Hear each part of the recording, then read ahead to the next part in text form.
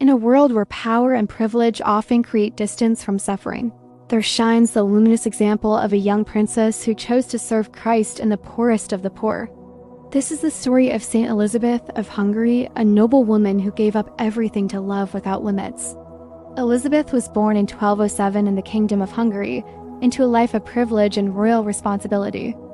She was the daughter of King Andrew II of Hungary and Queen Gertrude of Morania, and from a very young age she was exposed to court life, political alliances, and the expectations of nobility. Yet, even as a child, her heart was different. She showed deep compassion, spiritual sensitivity, and a love for prayer and the poor. At just 4 years old, Elizabeth was promised in marriage to Ludwig IV of Thuringia, a noble German prince. She was sent to his court to be raised in preparation for her future role as duchess. The marriage eventually took place when she was 14, and by all accounts, it was a beautiful union marked by mutual love, respect, and shared faith. Unlike many royal marriages of the time, Elizabeth and Ludwig deeply cared for one another. Ludwig supported her desire to live a life of prayer and service. Though she was a duchess, Elizabeth dressed simply, visited the sick, distributed food, and gave away much of the royal provisions to those in need. Her acts of mercy often raised eyebrows among the court, but Ludwig never tried to stop her. On the contrary, he saw her holiness and encouraged it. One of the most well-known stories about Saint Elizabeth involves her walking with a cloak full of bread to give to the poor. A nobleman, suspicious of her generosity, accused her of stealing from the palace. When challenged and forced to reveal what she was carrying, Elizabeth opened her cloak and the bread had miraculously turned into roses. This miracle of the roses became a lasting symbol of her purity and divine favor. But Elizabeth's story takes a tragic turn. In 1227, Ludwig died of illness while en route to join the Crusades. Elizabeth, only 20 years old and already a mother of 3, was devastated. Soon after his death, her in-laws turned against her, stripping her of power and wealth.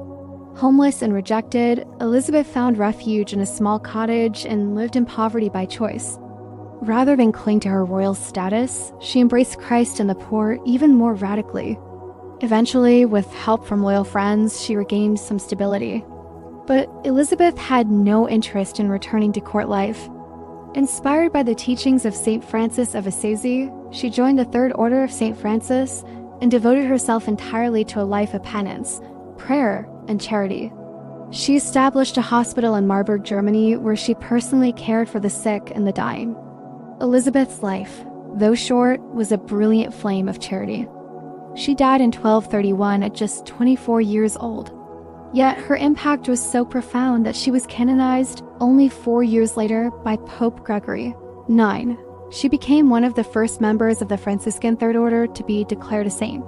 Saint Elizabeth of Hungary is remembered as the patroness of hospitals, the poor, widows, and young brides. Her life challenges all of us, whether rich or poor, powerful or weak, to consider what it truly means to love our neighbor. She reminds us that holiness is not confined to convents or monasteries. It can blossom in the palace, the marketplace, the home.